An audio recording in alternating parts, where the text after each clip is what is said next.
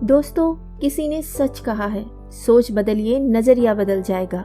नजरिया बदला तो जिंदगी बदल जाएगी। मैं हूं आपकी दोस्त ज्योति। आपका स्वागत है मेरे चैनल एम्पावर द लाइफ में। आइए सुनते हैं एक जातक कथा, बुद्धि का चमत्कार।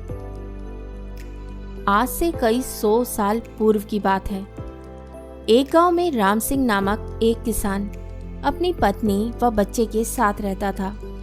राम सिंह अनपढ़ व गरीब था, मगर अपने बेटे सुंदर को वे पढ़ा लिखा कर किसी योग्य बनाना चाहता था, ताकि उसका बेटा भी उसकी भांति उम्र भर मेहनत मजदूरी ना करता रहे। अपने पुत्र से उसे बड़ी आशाएं थी। लाखों सपने उसने अपने पुत्र को लेकर संजो डाले थे। वही उसके बुढ़ापे की लाठी था। उसका बेटा सुंदर भी काफी बुद्धिमान था। वे गांव के पंडित कस्तूरी लाल के पास जाकर शिक्षा ग्रहण कर रहा था। उसने भी अपने मन में यही सोचा हुआ था कि वह भी पढ़ लिख कर बड़ा आदमी बनेगा और अपने माँ बाप के कदमों में दुनिया भर की सारी खुशियाँ और सारे सुख लाकर डाल देगा। इंसान यदि किसी लक्ष्य को निर्धारित कर ले और सच्चे मन से उसे पाने का प्रयास करे तो वह उसमें सफलता प्राप्त ही कर लेता है। ऐसा ही सुंदर के साथ भी हुआ। वह अपनी कक्षा में अच्छे नंबरों से उत्तीर्ण हुआ। सारे गांव में उसकी खूब वाहवाही हुई। अपने बेटे की इस सफलता पर राम सिंह का मस्तक भी गर्व से ऊंचा हो उठा। एक रात राम सिंह ने अपनी पत्नी से कहा, सुंदर की माँ, मेरे मन में सुंदर को लेकर काफी दिनों से एक विचार उठ रहा है। कहो जी, राम सिंह की पत्नी ने कहा। ऐसी क्या बात है?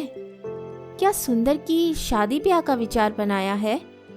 हरि भगवान, शादी ब्याह तो समय आने पर हम उसका करेंगे ही, मगर अभी उसे अपने पैरों पर तो खड़ा होने दे। मेरा तो यह विचार है कि क्यों ना हम उसे शहर भेज दें, ताकि वहां जाकर कोई अच्छा सा काम धंधा सीखकर कुछ बन कर दिखाए। यहाँ गांव में तो बस मेहनत मजदूरी का ही धंधा है। पढ़ने लिखने के बाद भी यदि उसे यही धंधा करना है तो पढ़ाई लिखाई का लाभ ही क्या है? हमारा तो अपना कोई खेत भी नहीं है जिसमें मेहनत करके वह कोई तरक्की कर सके। मगर सुंदर के बापू, सुंदर ने तो आज तक शहर देखा ही नहीं है।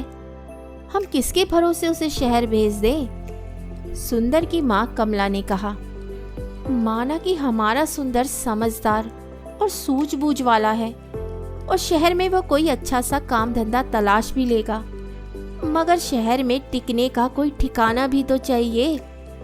सुनो सुंदर की माँ, शहर में मेरा एक मित्र है। हालांकि हम दोनों वर्षों से एक दूसरे से नहीं मिले, मगर फिर भी मुझे उम्मीद है कि यदि मैं सुंदर को उसका पता ठिकाना समझाकर भेजूं तो वह अवश्य ही उसे शरण देगा और रोजी रोजगार ढूंढने में वह सुंदर की सहायता भी करेगा। बात तो आपकी ठीक है सुंदर के बापू, लेकिन मेरा मन नहीं मान रहा कि मैं अपने लाल को अपनी आंखों से दूर करूं। ऐसा तुम अपनी ममता के हाथों मजबूर होकर कह रही हो, मगर दिल से तो तुम भी यही चाहती हो कि हमारा बेटा तरक्की करे। इसलिए दिल को मजबूत बनाओ। सुंदर शहर जाकर कुछ बन गया तो हमारा बुढ़ापा भी सुख से गुजरेगा। और इस प्रकार राम सिंह ने अपनी पत्नी को समझा बुझाकर सुंदर को शहर भेजने के लिए राजी कर लिया। उसी शाम सुंदर जब अपने यार दोस्तों के साथ खेल कूद कर घर वापस आया तो राम सिंह ने बड़े प्यार से अपने पास बैठाया और अपने मन की बात बता दी। सुंदर ये जानकर बहुत खुश हुआ कि उसका बापू उसे शहर भेजना चाहता है। वास्तव में सुंदर भी यही चाहता था कि वे किसी प्रकार शहर चला जाए और वहां कोई ऐसा काम धंधा करे जिससे उसका परिवार सदा सदा के लिए गरीबी से छुटकारा पाकर सुख भोगे।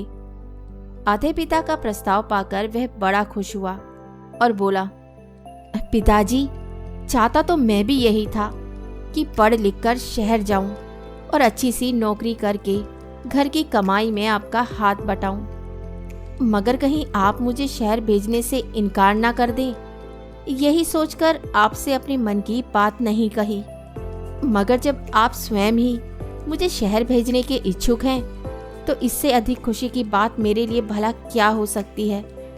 मैं अवश्य ही शहर जाऊंगा। और इस प्रकार दूसरे ही दिन राम सिंह ने उसे दीन दुनिया की ऊंच नीच समझाई और अपने मित्र का पता देकर शहर के लिए विदा कर दिया।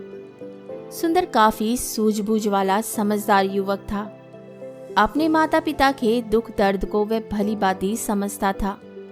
वह यह भी जानता था कि गांव में रहकर तो उसका भविष्य अंधकार में ही डूबा रहेगा, जबकि उसकी इच्छा बड़ा आदमी बनकर अपने माता पिता को भरपूर सुख देना था। अतः खुशी खुशी वह शहर के लिए रवाना हो गया। शहर आकर सुंदर की आंखें चुंधिया गई। खूब भीड़ भड़क्का, सजी सवरी दुकानें, तांगे इक्कों का आवागमन। खैर, आश्चर्य से वह सब देखता सुंदर अपने पिता के कथित दोस्तों से मिलने चल दिया। लेकिन जब वह पते के बताए स्थान पर पहुंचा तो पता चला कि उसके पिता का दोस्त रामचंद्र तो ना जाने कब का मर खप गया और अब तो उसके परिवार का भी कोई अता पता नहीं था। ये जानकर सुंदर बहुत निराश हुआ और सोचने लगा कि अब क्या होगा। आशा निराशा तो जीवन में चलती ही रहती है, लेकिन सुंदर उन युवकों में से नहीं था जो हताश होकर बैठ जाते हैं। उसमें हिम्मत और आत्मविश्वास कूट कूट कर भरा था। उसने अपने आप को दिलासा दिया और बोला, बेटे सुंदर, निराश होने से कुछ नहीं होगा। अब शहर आ ही गए हैं तो कुछ करके ही लौटेंगे। माँ और बापू ने मुझसे बड़ी उम्मीदें लगा रखी हैं। मैं ही उनके बुढ़ापे की लाठी हूँ। जब अब शहर आ ही गया हूँ तो कुछ बनकर ही लौटूंगा। तुझे याद नहीं, गांव में मास्टर जी कहा करते थे, हिम्मत मर्दा मदद खुदा। यानी जो लोग हिम्मत करते हैं उनकी मदद खुद भगवान करते हैं। अपने आप को इसी प्रकार हौसला बंधाता हुआ सुंदर पूछता पूछता एक सराय में आकर ठहर गया। उसने स्नान आदि से निर्वित होकर थोड़ा आराम किया, फिर किसी नौकरी की तलाश में निकल पड़ा। वहां जहां भी नौकरी मांगने जाता, दुकानदार उसके बातचीत करने के ढंग और उसकी सूझबूझ से प्रभावित तो होता, किंतु कोई जान पहचान न होने के कारण उसे नौकरी नहीं मिल पाती थी। इसी प्रकार कई दिन गुजर गए। सुंदर गांव से अपने साथ जो रुपया पैसा लेकर आया था वह भी लगभग समाप्त होने को था। अब तो सचमुच सुंदर को चिंताओं ने आ घेरा। वह सोचने लगा कि काश शहर में उसकी कोई जानकारी होती तो अवश्य ही उसे नौकरी मिल जाती। एक दिन की बात है। सुंदर थक हार कर एक पेड़ के नीचे बैठा मौजूदा स्थिति के विषय में सोच रहा था। उससे कुछ ही दूरी पर राज कर्मचारी पेड़ की ठंडी छांव में बैठे गपशप कर रहे थे। अनमना सा सुंदर उनकी बातें सुनने लगा। एक दूसरे से कह रहा था, कुछ भी कह भाई रामवीर, तू है बड़ा नसीब वाला। हम दोनों साथ ही साथ राज दरबार की सेवा में आए थे, मगर तू तरक्की करके राजा जी का खजांची बन गया और मैं रहा सिपाही का सिपाही। भाई इसे कहते हैं तकदीर। तकदीर भी उन्हीं का साथ देती है गंगाराम, जो सूझबूझ और हिम्मत से काम लेते हैं। मैंने अपनी सूझबूझ से कुछ ऐसे काम किए कि महाराज का विश्वास पात्र बन गया और उन्होंने मेरी ईमानदारी देखकर मुझे खजांची बना दिया। ना भाई, तू जरूर किसी साधु या फकीर से कोई मंतर वंतर पढ़वा कर लाया होगा जो इतनी जल्दी इतनी तरक्की कर ली, वरना मैं क्यों ना किसी ऊंचे पद पर पहुंच गया। भैया तू मुझे भी अपनी कामयाबी का राज बता दे। अरे हट, तेरे जैसे लोग इसी चक्कर में रहते हैं कि पकी पकाई मिल जाए और खा ले। अरे भाई मेरे, अगर इंसान में हिम्मत, हौसला, ईमानदारी, साहस और सूझबूझ हो तो वह पहाड़ को खोदकर नदी बहा दे। देख, तू वह मरा हुआ चूहा देख रहा है ना? रामवीर ने सड़क के किनारे पड़े एक मरे हुए चूहे की ओर इशारा किया। हाँ हाँ, देख रहा हूँ। आने जाने वाले लोग भी उसे देख रहे हैं और घृणा से थूक कर दूसरी ओर मुंह फेर कर निकल रहे हैं। रामवीर भाई, मैं तुझसे तेरी कामयाबी का रहस्य पूछ रहा था और तू मुझे मरा हुआ चूहा दिखा रहा है। ये क्या बात हुई भला? गंगाराम, मैं तुझे कामयाबी की बाबत ही बता रहा हूँ। सुन, लोग उस मरे हुए चूहे पर थूक कर जा रहे हैं, मगर कोई सूझबूझ वाला इंसान इस मरे हुए चूहे से भी 4 पैसे कमा लेगा। भैया मेरे, अक्ल का इस्तेमाल करने से ही इंसान कामयाबी हासिल करता है, जंतर मंतर से कुछ नहीं होता। मैं समझ गया भाई रामवीर, निराश सा होकर गंगाराम बोला। तू मुझे अपनी कामयाबी का राज बताना ही नहीं चाहता। खैर, कभी तो मेरे भी दिन बदलेंगे। चल, आप चलते हैं। इस प्रकार वे दोनों राज कर्मचारी उठकर चले गए। वे तो चले गए, मगर खजांची रामवीर की चूहे वाली बात ने सुंदर के दिमाग में खलबली सी मचा दी। उसके दिमाग में रामवीर की कही बात बार बार गूंज रही थी। लोग उस मरे हुए चूहे पर थूक थूक कर जा रहे हैं, मगर कोई सूझबूझ वाला इंसान इस मरे हुए चूहे से भी 4 पैसे कमा लेगा। सुंदर सोचने लगा, खजांची की बात में दम है। जिस देश में मिट्टी भी बिकती हो, वहां कोई चीज बेचना मुश्किल नहीं, मगर इस मरे हुए चूहे को खरीदेगा कौन? कैसे कमाएगा कोई इससे 4 पैसे? चूहे को घूरते हुए सुंदर यही सोच रहा था, लेकिन उसकी समझ में नहीं आ रहा था। तभी सड़क पर उसे एक तांगा आता दिखाई दिया। तांगे में एक सेठ बैठा था, जिसने एक बिल्ली को अपनी गोद में दबोचा हुआ था। बिल्ली बार बार उसकी पकड़ से छूटने की कोशिश कर रही थी। अभी घोड़ा गाड़ी सुंदर के आगे से गुजरी ही थी कि बिल्ली सेठ की गोद से कूदी और सड़क के किनारे की झाड़ियों में जा घुसी। अरे अरे तांगे वाले, तांगा रोको, मेरी बिल्ली कूद गई है, सेठ चिल्लाया। तांगा रुका और सेठ उतरकर तेजी से झाड़ियों की तरफ लपका। अरे भाई तांगे वाले, देखो, मेरी बिल्ली उन झाड़ियों में जा घुसी है। भाई, उसे पकड़ने में मेरी मदद करो। सेठ झाड़ियों के पास जाकर बिल्ली को बुलाने लगा। आ आ आ पुसी, आ पुसी आओ, आ पुसी। इसी बीच तांगे वाला और सुंदर सहित कुछ अन्य लोग भी वहां जमा हो गए थे। अरे भाई, मैं किसी खास प्रयोजन से इस बिल्ली को खरीद कर लाया हूँ, कोई इसे बाहर निकालने में सहायता करो।